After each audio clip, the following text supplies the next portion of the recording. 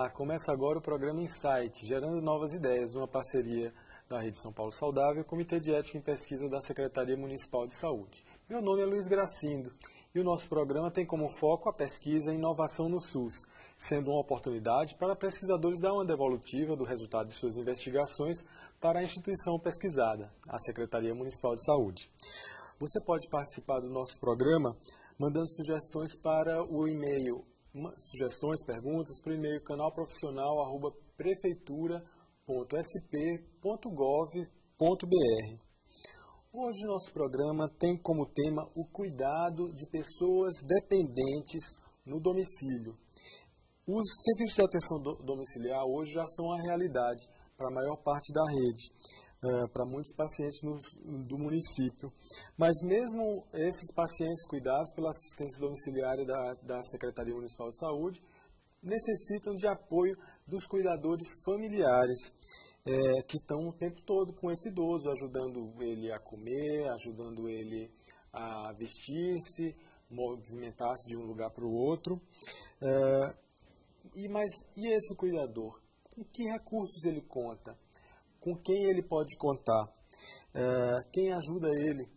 Quem vai falar sobre esse tema com a gente é Cíntia Itomi Yamashita, que é mestre em cuidado e saúde, enfermeira de formação, que defendeu recentemente a dissertação de mestrado, avaliação da rede e do apoio social de cuidadores familiares de pacientes dependentes,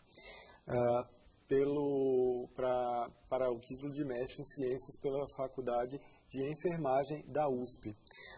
O trabalho de Cíntia está disponível na BVS da Secretaria Municipal de Saúde, cujo endereço é http://sms.sp.bvs.br.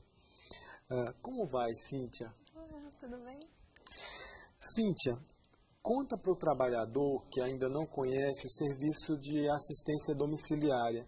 Dá uma explanação rápida como é que ele funciona, que foi o lugar que você realizou a pesquisa, né? O serviço de assistência domiciliária, ele presta serviços de caráter ambulatorial. Então, tem serviços de enfermagem, medicina, fonoaudióloga, fisioterapeuta, entre outros. E ele surge como uma alternativa à internação hospitalar. E vai permitir que o profissional observe o contexto em que o paciente vive e implemente intervenções mais eficazes para esse paciente. Que antigamente, né, Cíntia, a gente via os hospitais cheios de pessoas que ficavam lá por muitos anos, Sim. Sem contato com a família, sem a devida humanização, né? Sim. E no domicílio o paciente ele conta com um cuidador e todo o apoio, né, que a família pode dar, tá no seu lugar, tá no seu ambiente, né? Sim, sim. Muito bem. Como é na pesquisa que você define cuidador? O cuidador é a pessoa que vai ajudar esse paciente, que é impossibilitado de realizar as atividades da vida diária de uma maneira eficaz. Então, o cuidador ele pode ser formal ou informal.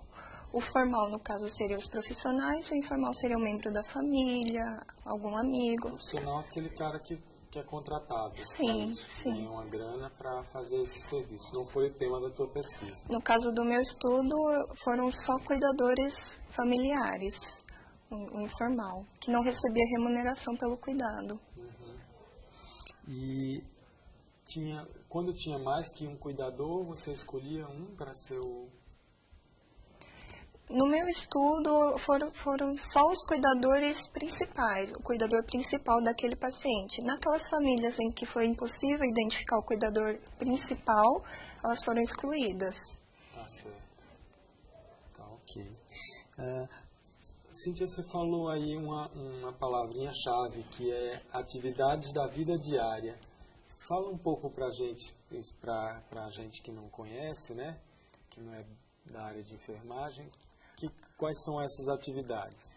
A atividade da vida diária seriam as tarefas do cotidiano. Então, por exemplo, subir e descer escadas, deambulação, uso de vaso sanitário, banho. Então, são essas tarefas do cotidiano que são imprescindíveis para a vida daquele indivíduo. Comer também, né? Tem pessoas que vão precisar de ajuda. Sim, alimentação, Tudo banho. aquilo que normalmente as pessoas fazem sozinhas, Sim, que com um determinado grau de perda, né, da independência, vai precisar da ajuda de uma pessoa.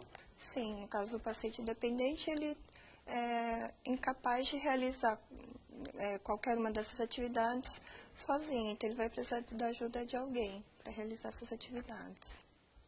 Os pacientes que você pegou não eram aqueles que eram dependentes em todos os setores, ou sim? Alguns eram independentes, então eles foram excluídos, os independentes. Mas, Os dependentes, totalmente dependentes, eles foram incluídos, alguns eram totalmente dependentes, alguns tinham dependência em alguma atividade. tá certo. E como é que era lá a comunidade que você estudou? Eu realizei meu estudo na subprefeitura de Cidade Ademar, então era uma região de alta vulnerabilidade, então famílias mais carentes,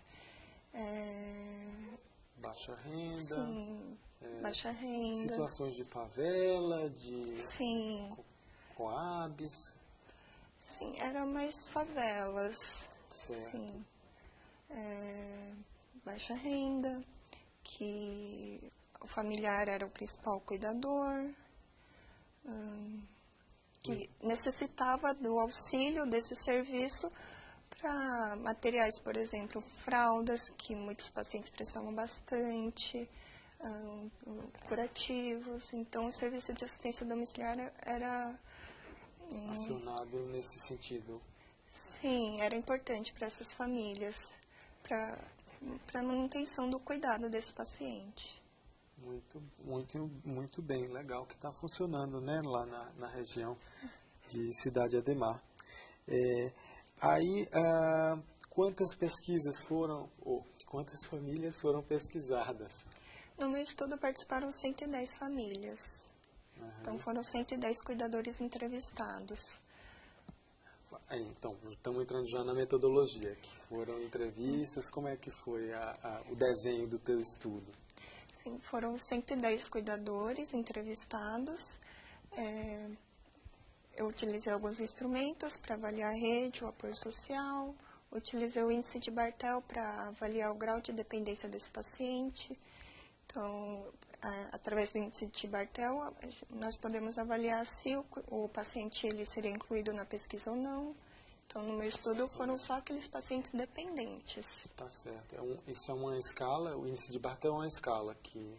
Sim, é um instrumento de avaliação do grau de dependência do paciente para atividades da vida diária.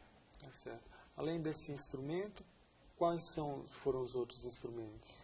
Foi utilizado um questionário de caracterização sociodemográfica e condições de saúde do cuidador, um formulário com questões sobre o paciente, um instrumento para avaliação da rede social e do apoio social do cuidador e o genograma para avaliação das famílias.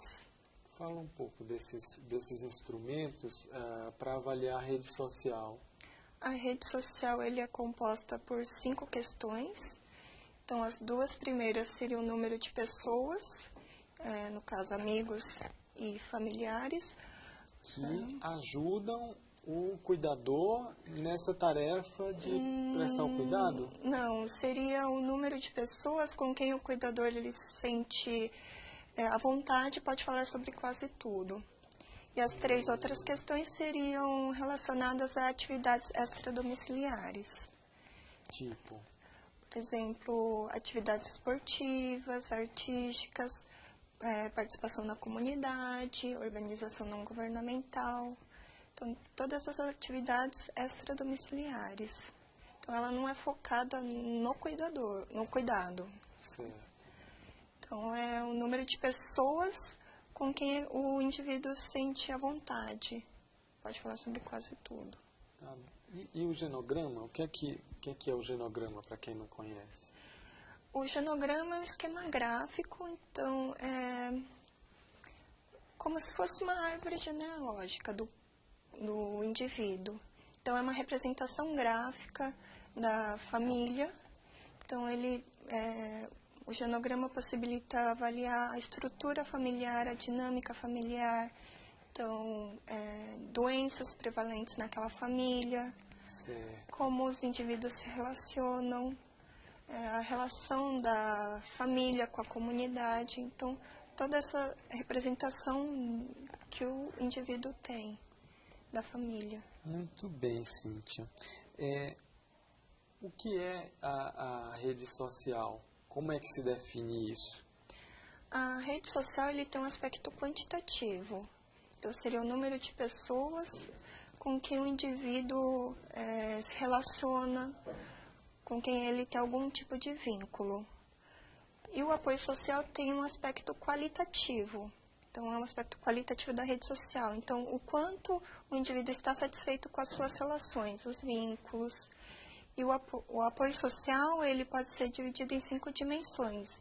Então, a dimensão material, emocional, de informação, interação positiva e a dimensão afetiva. Material, ok. Estamos falando de Recursos financeiros e outros. Sim. O emocional seria Também. O amor, o afeto, a percepção de amor e afeto.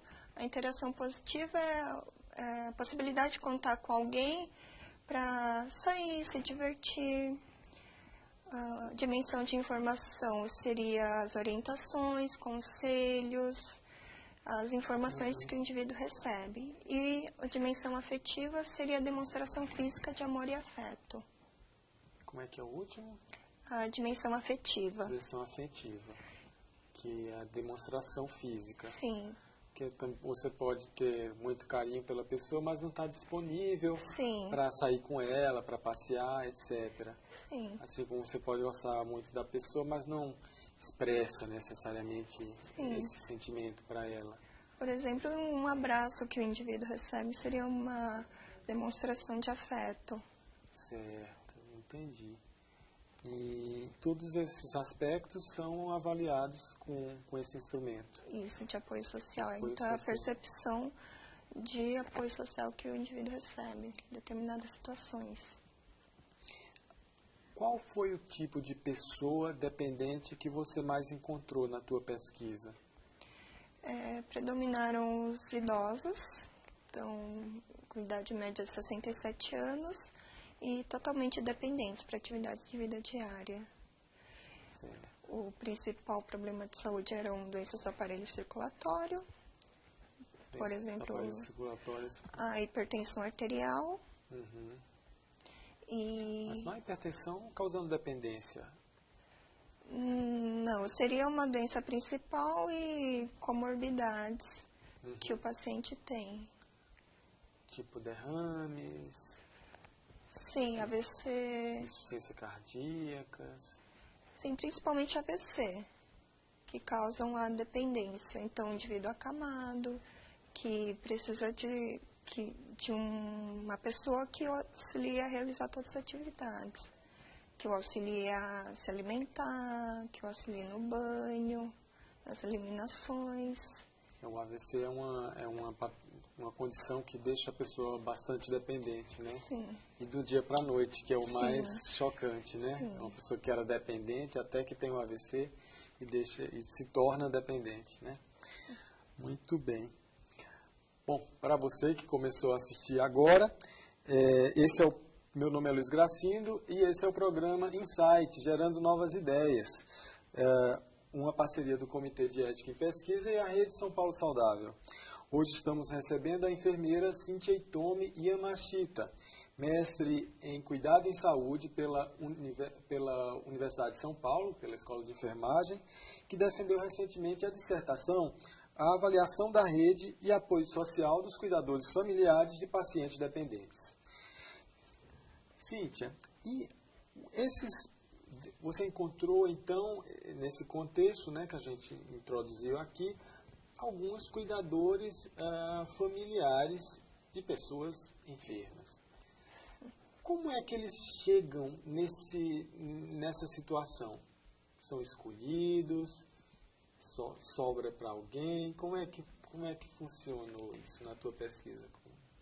Bem, na minha pesquisa predominaram as mulheres, que seria mais uma questão cultural, das mulheres assumirem o cuidado do paciente enfermo. Muitos eram mães do paciente ou filhas, somente filhas cuidando dos pais. Cuidadores homens você encontrou também? Encontrei alguns cuidadores homens, também cuidando dos pais ou cuidando do filho, mas predominaram cuidadores mulheres, acima de 50 anos. Mas não é uma questão de ser escolhida, acaba que a escolha vai meio natural. Naturalmente para um membro da família. É aquela filha que está mais próxima, quando é um jovem que tem a mãe viva, acaba que... Sim. Mas aí, nessa situação que você está me contando, muitas mães, muitas filhas acima de 50 anos, ou seja, são pessoas também já com uma prevalência alta, uma idade que começa a ter uma prevalência alta de outras doenças crônicas, não é assim? Sim, no meu estudo eu encontrei cuidadores que já tinham alguma doença, algum problema de saúde, muitos idosos cuidando de idosos, e pelo cuidado sem tempo integral, muitas vezes esse cuidador também não tem tempo de realizar uma consulta médica, mesmo tendo um problema de saúde, ele acaba deixando a própria saúde de lado para cuidar do paciente dependente, porque muitas vezes ele também não tem o auxílio de outras pessoas da família para realizar o cuidado. E essas pessoas, elas eram trabalhadores também? Alguns trabalhavam e, devido ao cuidado, tiveram que abandonar esse trabalho extradomiciliar.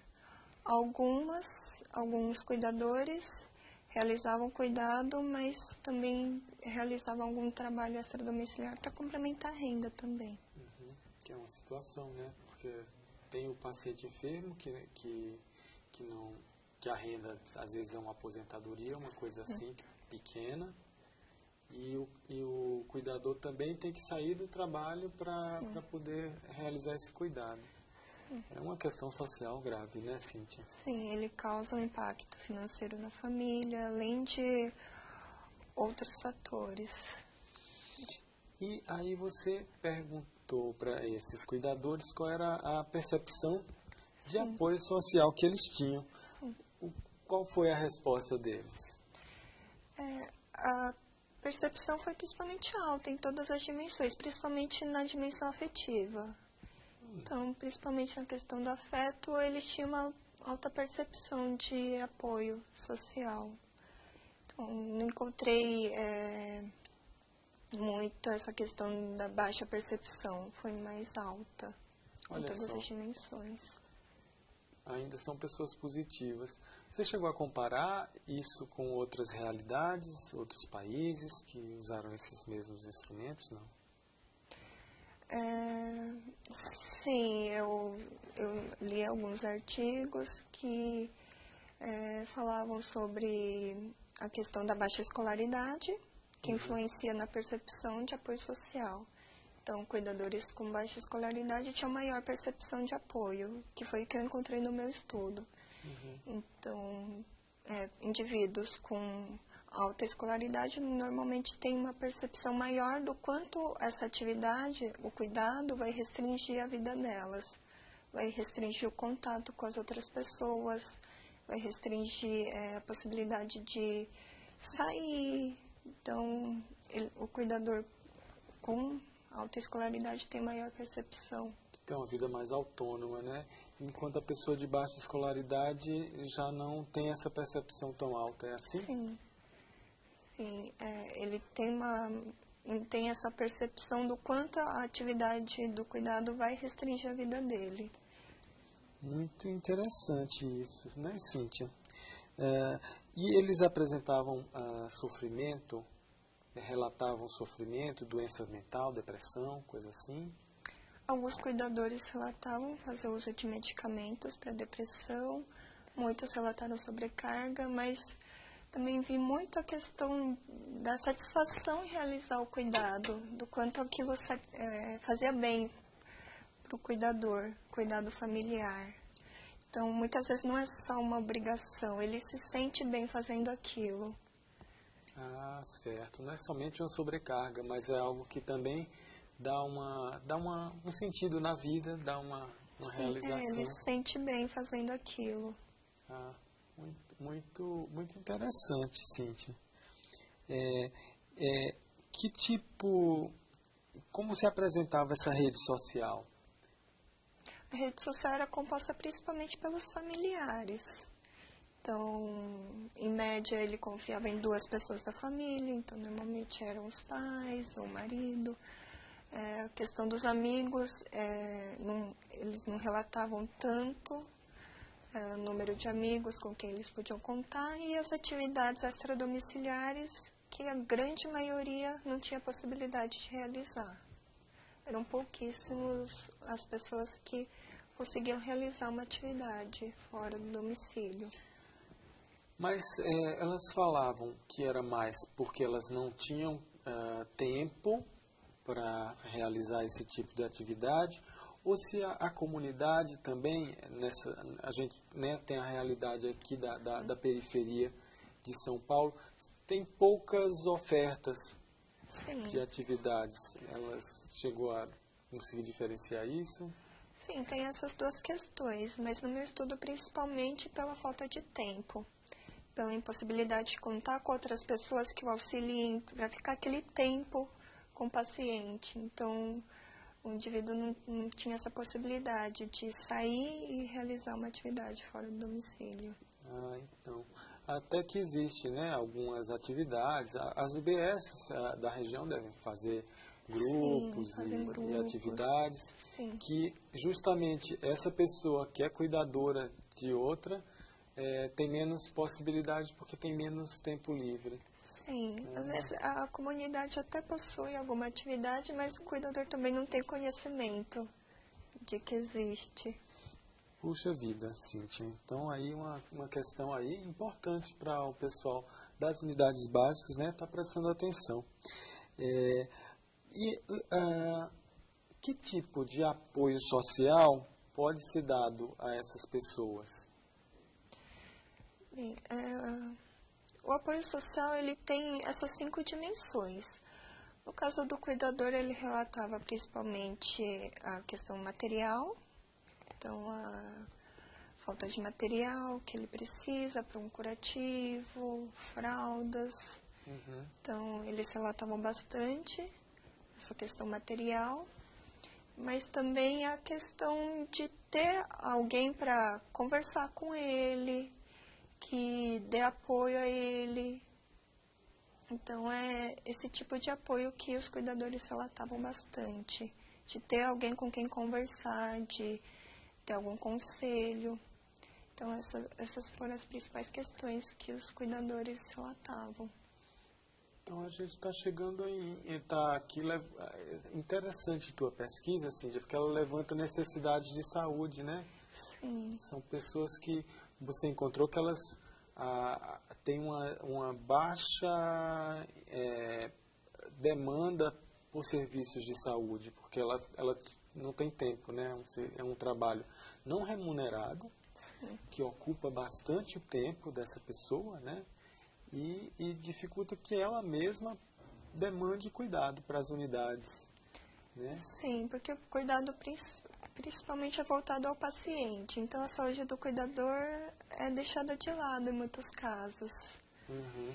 Então, o cuidador ele acaba adoecendo também e no futuro ele pode vir a se tornar um paciente com dependência. Sim, se são todas doenças, essa faixa etária incide em muitas doenças crônicas, Sim. que com o passar do tempo vão deixar dependência, né? Sim. A hipertensão não tratada, que vira um AVC, uma diabetes não tratada, que vira uma amputação de perna, por exemplo. Sim. Então, aí é uma questão preventiva importante. Cíntia, e o que é que você acha que os profissionais que trabalham, né, com o cuidado dessas pessoas dependentes, que dica que você daria para essas pessoas? Eu acho que é voltar um pouco a atenção à saúde do cuidador. Então, a equipe, ele foca muito na saúde do paciente, mas o cuidador também precisa ter essa atenção voltada à saúde dele. Como ele não tem tempo, muitas vezes, para realizar uma consulta, na própria visita domiciliária, conversar um pouco com o cuidador, saber quais são as necessidades de saúde desse cuidador. Acho que seria bem importante, para que esse cuidador não venha se tornar realmente um paciente com dependência no futuro. Tá aí uma dica interessante, né? Bater um papo com o cuidador, né? Saber se ele tem alguma, além das necessidades para o paciente, se ele tem necessidade às vezes, de um atendimento de saúde mental, se ele está cuidando de doenças crônicas, se ele tem o conhecimento, se ele fez seus check-ups de rotina, se estão em dia. É uma interessante dica aí para o trabalhador de saúde que está atendendo pacientes dependentes, acamados, né, que estão em sistema de assistência domiciliar, né? Muito bem, Cíntia. E em que você acha que as políticas de saúde poderiam ser aprimoradas? Bem, no caso do cuidador, realmente ter essa atenção voltada à saúde dele, não somente do paciente. O cuidador, ele realiza o cuidado do paciente, mas ele deixa de lado a própria saúde. Então, às vezes ele tem uma hipertensão arterial, mas deixa de tomar o medicamento porque ele diz que está bem naquele momento. Então, ele realiza o cuidado, ele administra a medicação do paciente, mas a própria medicação, o cuidador acaba deixando de lado da própria saúde. Isso seria uma coisa interessante de investigar, né? Porque parece, pelo que você está falando, me parece até que a pessoa deixa de se cuidar um pouco para cuidar do outro. Sim. Acaba virando uma forma de negação, né, da própria patologia. Então, aí um interessante tema para ser pesquisado futuramente. Muito bem, Cíntia. Infelizmente, estamos chegando ao fim do nosso programa. Né, estamos encerrando o programa Insight, que recebeu hoje a Cíntia Hitomi Yamashita, enfermeira, mestre em cuidado em saúde, que falou com a gente sobre o apoio social ao cuidador familiar de pacientes dependentes. Cíntia, muito obrigado pela sua presença. Teria algum agradecimento que você gostaria de fazer? Gostaria de agradecer à Secretaria Municipal de Saúde, agradecer à Escola de Enfermagem, Serviço de Assistência Domiciliária pela possibilidade de realizar o meu estudo na região. E principalmente aos cuidadores que participaram da minha pesquisa. Muito bem. Eu sou Luiz Gracindo, esse é o programa Insight, Gerando Novas Ideias, que vai ao ar toda terça-feira às 14 horas, aqui no canal Profissional. Essa TV que é feita por você e para você.